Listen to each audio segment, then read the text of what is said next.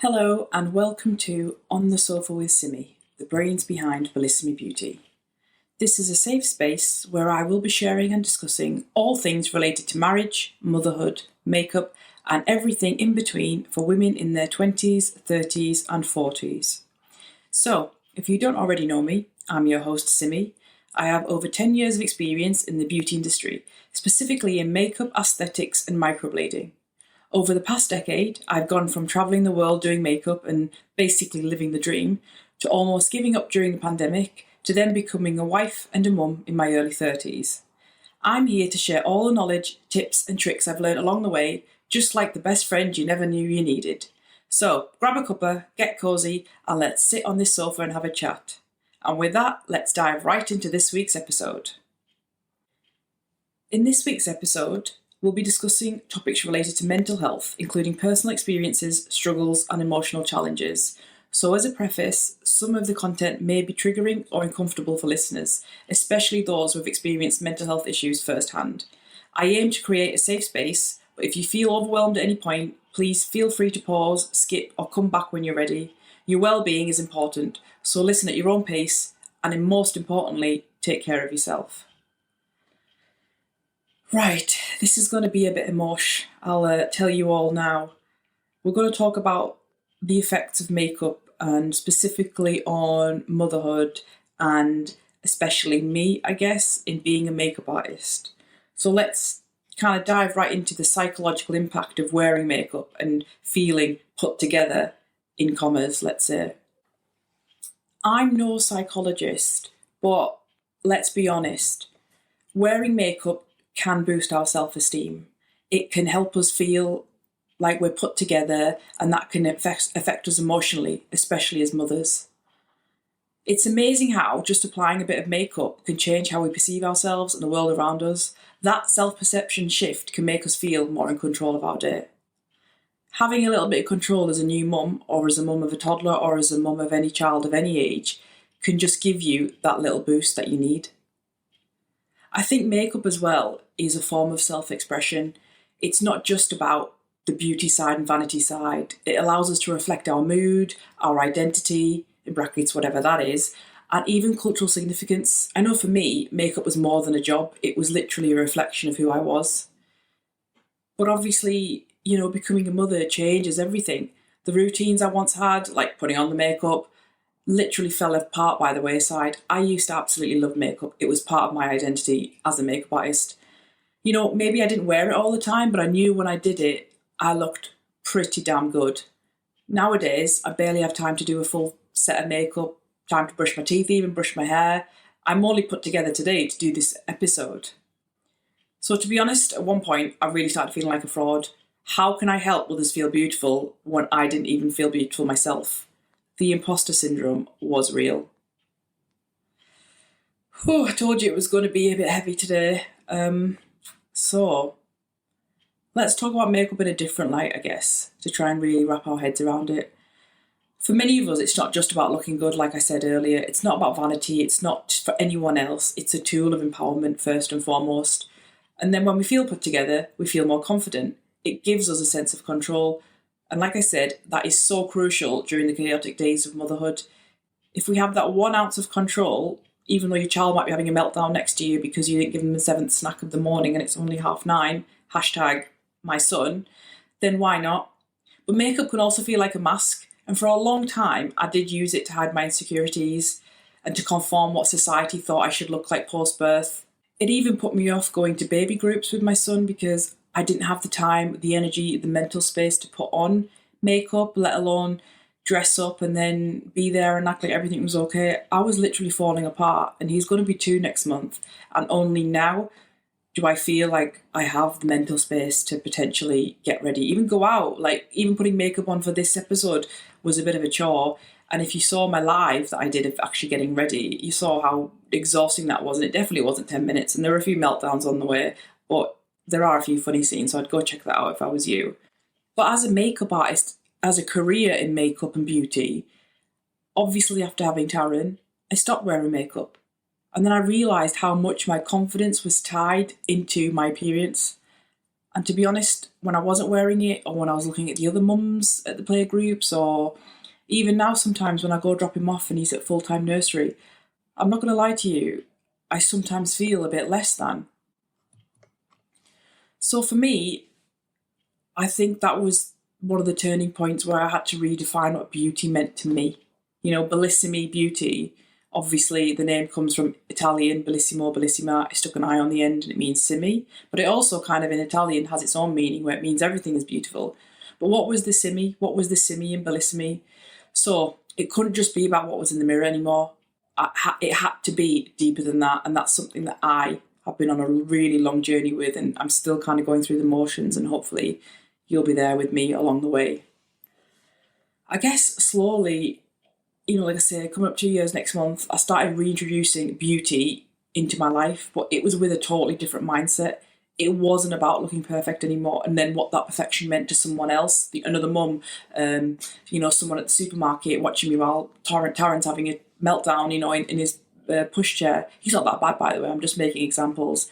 It wasn't about looking perfect anymore. It was about the taking time for myself, even if it was just 5 minutes in the morning. I kind of really started to rediscover beauty, let's say, and with beauty, I'm talking about skincare too, not just makeup. I guess, and this is where a trigger warning comes in to do with child loss. It is a very tough subject. I have been quite open about it because I am doing a charity walk this month for SANS, but we lost our second son in March, and I'm welling up a bit here. Anyway, we lost our second son, and obviously Taryn's still a toddler. He was 18 months maybe then. He was going through his own challenges. We were going through our own challenges as parents, as partners, etc. And then adding on something as tragic as that, it really shook us to our core. But it shook me to my core, and the only kind of semblance of normality I guess I got was through doing skincare. And it wasn't just the skincare, the applying it, the routine of it, but researching it. I really, really loved it. Diving into K-beauty, diving into ingredients and what they mean, and not just kind of, let me offer this as a treatment in my salon and start doing facials. Nothing like that. It was that taking care of myself and that research and sitting on my laptop or my phone on a night and looking into it. That was a form of therapy for me too. So kind of getting into my skincare, and don't get me wrong, it's not a 20-step skincare routine anymore. I do miss that. It's just what works, how it works, and how quickly it works. And that's what I'm all about. And that's generally what my beauty routine is about these days too. I guess on top of that, when you start applying the level of makeup, the best tip I've got, and you've probably heard this a million times, is multi-use products. If anyone is interested in what I would use or recommend, then please drop me a message on Instagram and I'll be happy to send my recommendations over. But a multi-use product, for example, a tinted moisturiser that doubles up as an SPF, a cream blush that you can use as a lipstick, or a bit of mascara, stick that on, use your brows, use it as a bit of brow gel too. That's it, your 5-minute routine and you're done. And that 5 minutes is for you. I guess that moves us on to who you are now as a mum and what that means for me as well. Your new identity, you're not just the individual, I'm not just Simi. I'm always going to have mum in front of my name. It's quite profound when you think about it. Obviously touch wood, this never happens, but say me and my husband ever broke up, I may no longer be a wife, but I will always be a mum. There's nothing that's ever going to change that. And that for me really means looking into who I am first before I can be that mum. Along with kind of embracing this new identity as a mum, this role that you're going to be forever. Even when your child is 50, 60 years old, you're always going to be mum. And that's so beautiful, but who are you in that? And that's something that I really struggled with, because I spent a long time trying to do the things that I did before being a mum, and not just mentally, I guess physically. I had to have, again, trigger warning here, I had to have a category 1 C-section with Taran, and he had to be revived, and it was a really, really long recovery for both of us. So even physically, I used to love going to the gym, love working out, things like that. I physically can't do that anymore. And when I went to the gym, just started about a week or two ago, I was shocked at how weak I almost was. And I get, okay, weak is the wrong word because, my body has gone through a lot. But I was trying to do the things I did prior to Taryn being born, or lift the same, weight literally, or, run as well, let's not lie, I don't run, but maybe do as much cardio as I was doing before. And I just physically couldn't. And maybe 6 months ago, maybe a year ago, that would have really, really upset me. But I'm actually starting to embrace that I am different. I am different to who I was. I'm still Simmy, I guess. And I haven't done a 180 degrees. I guess we're on about a 45-degree tangent. We're still going in the same direction, but just slightly we're veering off a bit to the left. And that's okay. And that's what I've accepted, that I'm never going to be that Simmy exactly. But who I am now, I'm going to be okay with it. And this journey is going to help me be okay with it. And hopefully, if this makes any sense to you, that it's okay for you too. We don't have to go back to who we were before. Why did we think that? Whoever said that? Like, where did this rule come from that, oh, I can't wait till, 6 months postpartum and I'm going to be a size 0, 3 weeks after my kid's born? Where the hell did that come from? I don't ever remember any other kind of life or any other culture maybe that where that's normal. Is it just a new thing that's out in the world? I don't remember it with my mum, my grandma. It says it takes a village to raise a child. Now, there's so many single women out there. Hats off to you, by the way. Like, wow. Why are they expected to also be able to juggle all these roles too when they're on their own? Like, why can't we just be okay with kind of accepting that we're going through a really difficult time? Who put this pressure on us? Did we do it on ourselves? And then you go down this route of mum guilt. Like, mum guilt is a whole real thing, and maybe that's something I could do an episode on in the future. But the mum guilt of, oh my God, I don't want to put together what a Taryn's school friend mum's going to think when I go up the gate to drop him off. They're going to think, oh my God, she's looking a bit rough and she's meant to be a makeup artist. Yeah, nice one. Or the mum guilt of taking that time for ourselves. This is where it's so conflicting. Taking that 5 minutes to do your skincare, taking that 10 minutes to do a live on Facebook where you have a meltdown, that was me earlier, to do my makeup. Taryn was with his dad, which is fine, but why do I have that guilt that I'm not with him 24/7? And I'm sure there are so many of you who feel the same. So how do you balance that?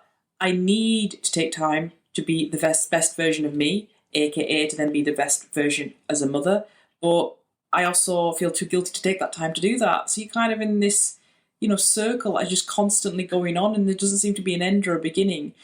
So I'm here to say, break that cycle. It's okay to take that time for yourself because you cannot pour from an empty cup, and that is something I learned the hard way over these last 2 years. And you know what? I think mum guilt is always going to be a part of us. Of a pop, go and have a coffee with my friend. Oh my God, what's Taryn doing? Is he okay? My brain's like, I'm looking at my friend, but my brain's like flashing a million different worst case scenarios in the back of my mind. Again, please send me a message if you can relate, because otherwise I definitely need some sort of help if that's just me. Awkward. Anyway, like I say, I can go off on a tangent because this is a bit of a deep topic and I'm not going to cover it all in one episode.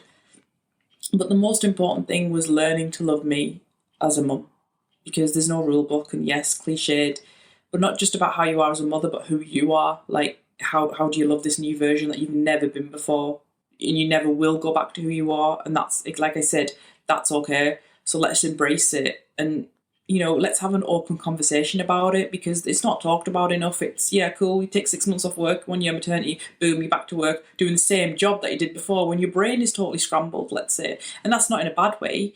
I'm not saying you're not capable of doing your job, but suddenly, say for example, you're doing a high pressure job in a city centre, corporate world. It's very, boom, boom, boom. I don't think as a mum, and this is just my personal experience, if you can do that, amazing. I'm not trying to tarnish anyone with the same brush here. I don't think my brain can handle that, because I'm sat there worrying if my son has had anything to eat, if he stopped having a meltdown because I took a paintbrush out of his hand when he went to bed, or because I won't let him sleep with my face powder that he broke. Again, another story for another day. But my brain isn't just there anymore. My brain is always with my child. And how do I stop that in a good way? Do you know? I'm not saying, oh yeah, I want to ignore him now. But how do I kind of bring that focus back to me, the everyday, be present in what I'm doing, what I want, and what I feel like, not just what a mum should do, what a mum should feel like. etc. Eesh. Let's move on a bit from that before this episode becomes 3 hours long. So like I said, makeup is a tool, skincare is a tool, beauty is a tool, but it is not the source of our confidence. And I'm going to say it louder for you girls at the back. It is not the source of our confidence. It's time to learn that our value isn't tied to how put together we look, or how much we have our shit together, or how many playgroups we go to, or how well our child behaves, let's say, because, deep down, my son, he's feral at home, and I love it. I love it when we go places and he looks like he's dead well behaved. I'm like, oh my God, the better he's behaved here in public, the more I'm going to end up with bruises. So that's fine. It is what it is. But anyway, let's go back to it. Some days I'll put on a full face of makeup, like today, to do a video. And other days I just won't wear a thing. But both are okay, because that doesn't define me as a mum. It doesn't define me as an individual. So to all the mums out there, whether you're in your 20s, your 30s, your 40s, I just want you to know the journey of rediscovering yourself, it is just that. It is a journey. There's twists and turns, there's roundabouts, there's U-turns, there's one ways, there's wrong ways. And you know what? That's absolutely okay. I'm here with you, girl. Let's do it together. At the end of the day, beauty, self-worth and motherhood, they will all intersect, and they will all cross over, and there'll be, like I say, there'll be U-turns along them. One day you might feel rubbish, but you feel like you've bossed it as a mum, or you feel like a rubbish mum, but you look absolutely banging. Doesn't matter. It absolutely doesn't matter, because these are all going to intersect all throughout the rest of our lives, but in a really beautiful way. And I think that's the most important thing. People think motherhood is this. It is beautiful, don't get me wrong, but it's put together in you. Oh, by 6 months, my child will be eating solids. Oh, by 11 months, he'll be waving. By 1 year, he'll be walking. It doesn't work like that, or it didn't work like that for me. And it's taken me to now to appreciate that and accept that. So motherhood is messy. Motherhood is very complex, but in its own right, it is beautiful, if that makes sense. So let's just enjoy the beauty of that and the moment, instead of worrying about the what ifs and what it means, and just enjoy it. That's all I can really say, and that's what I'm trying to do, if that didn't make sense, if I didn't say that enough for you to hear. So if you're feeling disconnected from who you were as an individual, as a girl, know that you're not alone. Honestly, I feel you. Just start taking small steps. Like I say, 5-minute routine. Go grab your coffee, in the morning after you've dropped your kid off. There's not much you can do. That laundry can wait. You might be a 5-minute late to your Zoom meeting at work. So what? Just say there was traffic. Just take that 5 minutes for you, because when else do you get it? This is the rest of your life. You're a mum for the rest of your life. Remember that. And I don't mean that to scare you, but it's the truth. And it's a beautiful truth. I've said beautiful far too many times, but you get what I'm saying. So that 5 minutes for you, it's not the end of the world, and it's going to make you feel better. And if you feel better, you've won. That is the most important thing, because no matter how much we want to look good, that's superficial. It's about how you feel, and if you can make yourself feel good, then hats off to you, hon. Right. Whew. Like I said, I don't know whether I need another coffee after that or a drink. But most importantly, if you made it to the end of this video, thank you so much for listening. I really hope this episode gave you some comfort and inspiration, or just even a little reminder that it's okay to take care of yourself, and you're not alone. You're really, really not alone. If you enjoyed the episode, please even share it with a friend who may not have heard about me or what I do, who may be kind of struggling with a bit of identity after being a mum. I'm no expert. I'm literally just sharing my journey, and by next week it might have changed again, but I'm all right with that. And remember, look, who you were, you're still in there. You're still beautiful. You're still shining, girl. You're still absolutely authentic, whether you wear makeup or not. And the most important thing is, you're a fantastic mum, and no one else could do the job that you do. That child came to you. I'm a big believer in that. I think it may be a Chinese belief, that the children choose their parents when they're up there. And I think that's absolutely beautiful. They could have chosen anyone, but they chose you. So you are doing an absolutely fantastic job. And you're their entire world. Think about that. They see you, you're their comfort, you're their love, you're their happiness. They can be a pain in the backside, don't get me wrong, especially when you're trying to go to the toilet and they're a literal shadow. But it's absolutely mind-boggling to think that this little person is with you for the rest of the life. And I just love that. I really, really love that. Anyway, I'm digressing again. So, until next time, obviously take care of yourself. Stay beautiful, because you already are. And remember, you are worth every bit of self-love, self-care, time out that you give yourself. So keep doing it. And remember, you are the best mum that you could be.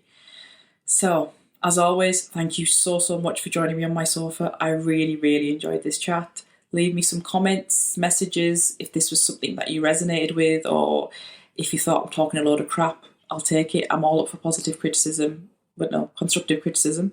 I'd like some positive feedback, but this might not be for everyone, and that's okay. Have you noticed that's my theme, that I'm okay with who I am? Not perfect, and I'd never want to be. I just want to be the best mum I can be. So thank you again for listening, and I'll see you in the next one. Bye.